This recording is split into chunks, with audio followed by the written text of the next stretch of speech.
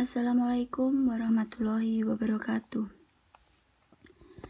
Saya Anissa Fitri beserta dua teman saya, Janita Syema Putri dan Sumrotul Mutakin, akan mempresentasikan mengenai problematika ditinjau dari aspek media.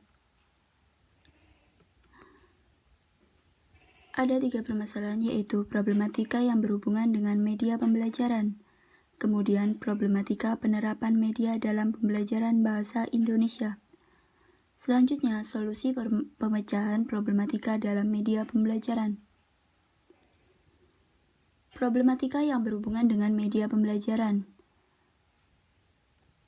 Kegiatan belajar mengajar dapat tercapai apabila kriteria dalam pemilihan media pembelajaran dapat diperhatikan, yaitu kriterianya ada 6.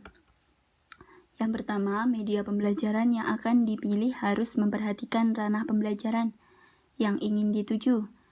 Selanjutnya, media pembelajaran yang dipilih selaras dengan isi atau sesuai dengan materi pembelajaran. Kemudian, media pembelajaran yang dipilih mudah diperoleh, hemat biaya, dan praktis. Selanjutnya, guru memiliki keterampilan dalam media pembelajaran yang dipilih, atau guru dapat menyajikan media pembelajaran dengan baik. Selanjutnya, media pembelajaran yang dipilih tidak membutuhkan waktu yang lama. Maksudnya yaitu waktu yang akan digunakan selaras dengan jarum jam pelajaran. Kemudian, media pembelajaran yang dipilih sesuai dengan taraf berpikir peserta didik, supaya makna yang terkandung dapat dipahami oleh peserta didik. Kemudian, sumber problematika ada 3. Yang pertama, peserta didik, guru, kepala sekolah. Yang pertama yaitu guru.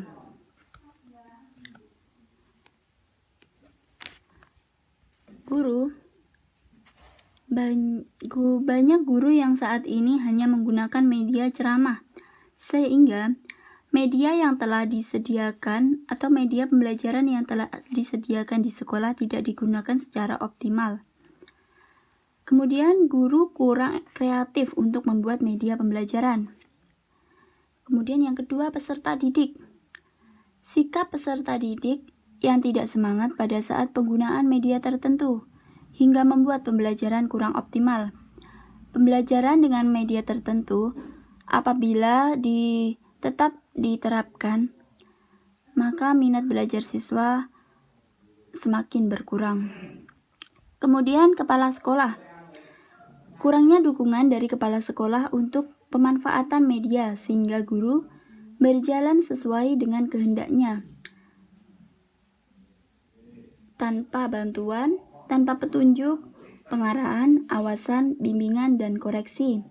Kemudian, media yang disediakan di sekolah hanya dijadikan sebagai pajangan saja, atau dijadikan sebagai barang istimewa saja, dan digunakan hanya pada saat dibutuhkan atau dalam keadaan mendesak saja.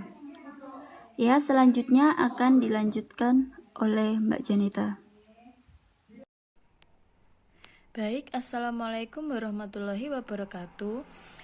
Saya Janita Syema Putri, NIM terakhir 048, akan melanjutkan presentasi ke materi yang berikutnya mengenai problematika penerapan media dalam pembelajaran bahasa Indonesia.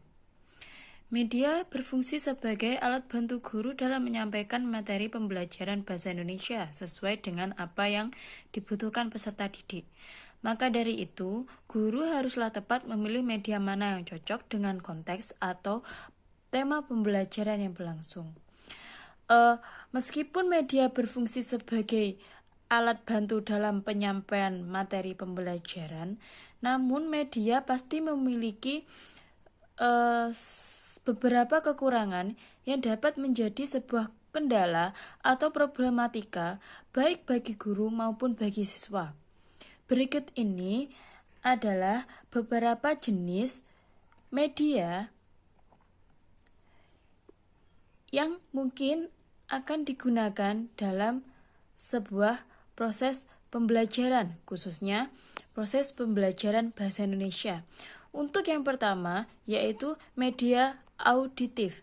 Media auditif merupakan media yang hanya dapat didengar saja atau media yang hanya memiliki unsur suara, seperti radio dan rekaman suara.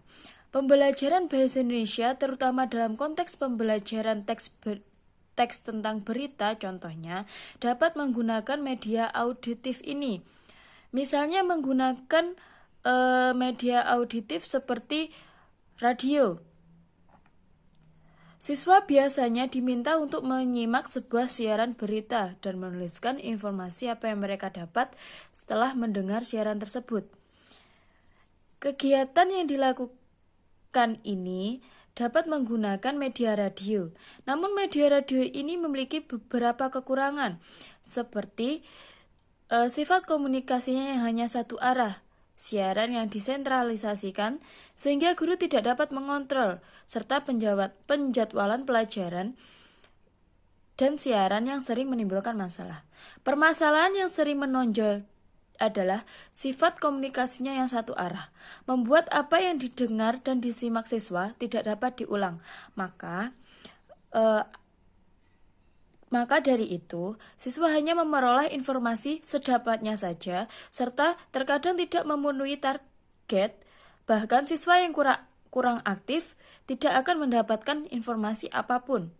Hal ini membuat guru bekerja lebih ekstra, yaitu selain mendengarkan siaran tersebut, guru juga ikut menyimak serta menjelaskan kembali apa yang dibahas dalam siaran tersebut. Kemudian yang kedua, yaitu media visual.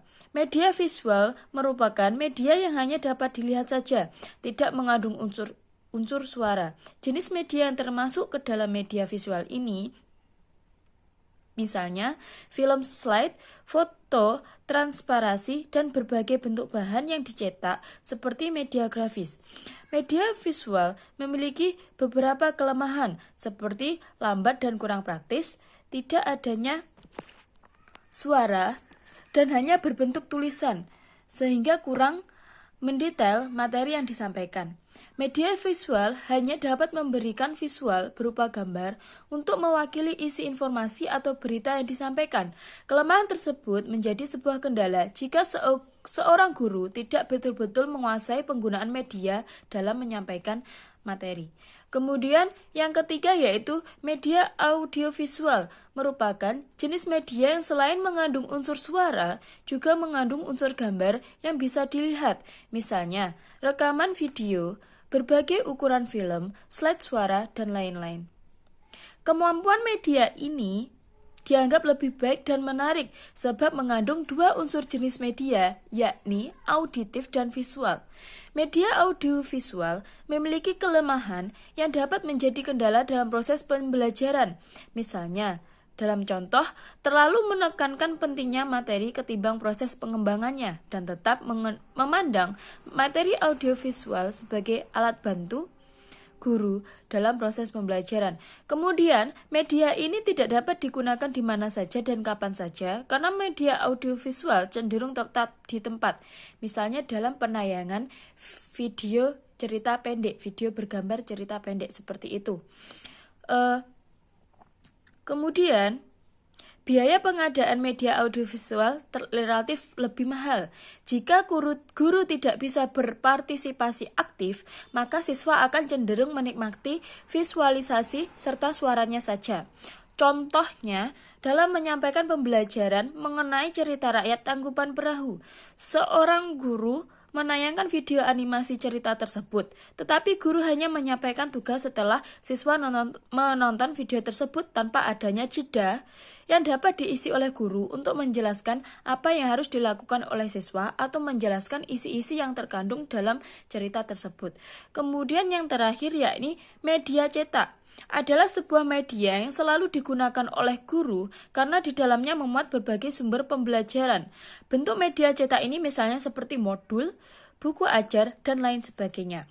Namun, media cetak ini juga memiliki kekurangan yang dapat menjadi kendala dalam penggunaan media, yaitu guru tidak hanya berpacu pada satu sumber saja dalam menyampaikan informasi yang lebih lengkap kepada siswa.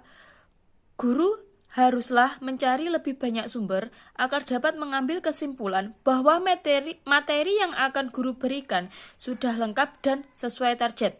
Kemudian, siswa terkadang merasa jenuh dengan pembelajaran yang hanya didapat dengan membaca buku, kemudian mendengar guru menjelaskan isi buku yang terkesan lebih ke ceramah. Baik, itulah sambungan materi yang pertama dari problematika mengenai media dalam pembelajaran bahasa Indonesia. Untuk selanjutnya akan disampaikan ke pemateri yang ketiga. Terima kasih. Oke, bismillahirrahmanirrahim. Saya akan melanjutkan presentasi yang selanjutnya, yaitu tentang solusi pemecahan problematika dalam media pembelajaran. Solusi untuk memecahkan problematika dalam media pembelajaran meliputi: yang pertama, memanfaatkan media pembelajaran yang sudah tersedia. Untuk mengatasi permasalahan dalam merancang media, khususnya media yang berbasis IT, maka memanfaatkan media yang sudah tersedia merupakan cara yang dapat digunakan untuk mencari media pembelajaran.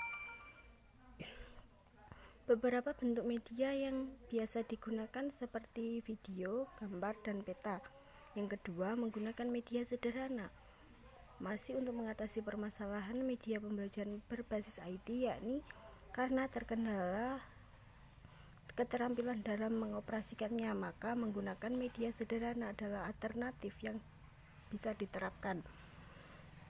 Media-media sederhana yang dimaksud adalah media yang tidak berhubungan dengan IT seperti LKS, gambar, buku, atlas, dan lain sebagainya. Ketiga, yaitu mengikuti pelatihan, seminar, dan workshop dalam rangka membekali diri dengan pengetahuan dan keterampilan di bidang media pembelajaran. Pelatihan, seminar, dan workshop merupakan kegiatan yang diselenggarakan oleh perguruan tinggi terdekat maupun yang diselenggara oleh pemerintah. Lalu, menurut Hasrian ada dua solusi yang dapat dilakukan, yaitu dengan melakukan pelatihan kepada pendidik, yaitu meningkatkan kualitas dalam memanfaatkan media pembelajaran, dan yang terpenting adalah membentuk mindset berpikir guru untuk secara sadar menggunakan media pembelajaran dalam proses mengajar. Yang kedua, manajemen pengelolaan media pembelajaran, yaitu dapat dilakukan dengan membuat daftar jumlah media pembelajaran yang tersedia di sekolah, membuat jadwal penggunaan media pembelajaran, membentuk tim pengelolaan pemelihara media, dan membuat catatan-catatan lain yang relevan untuk manajemen pengelolaan media pembelajaran. Karena dari solusi yang dijelaskan sebenarnya masih banyak cara agar guru termotivasi untuk menggunakan media pembelajaran sendiri sebagai alat bantu dalam mengajar, apalagi guru memiliki keterbatasan dalam menjelaskan materi yang abstrak dan membutuhkan waktu yang lama dalam menjelaskannya. Maka dari itu,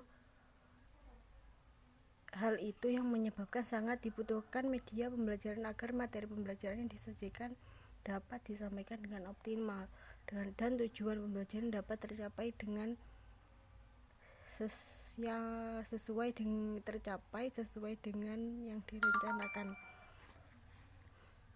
Yaitu yang bisa saya sampaikan. Kurangnya terima kasih. Dari itu, hal itu yang menyebabkan sangat dibutuhkan media pembelajaran agar materi pembelajaran yang disajikan dapat disampaikan dengan optimal dan tujuan pembelajaran dapat tercapai dengan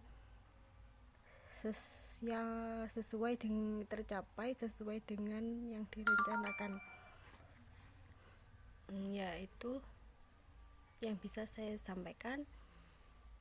Kurangnya terima kasih.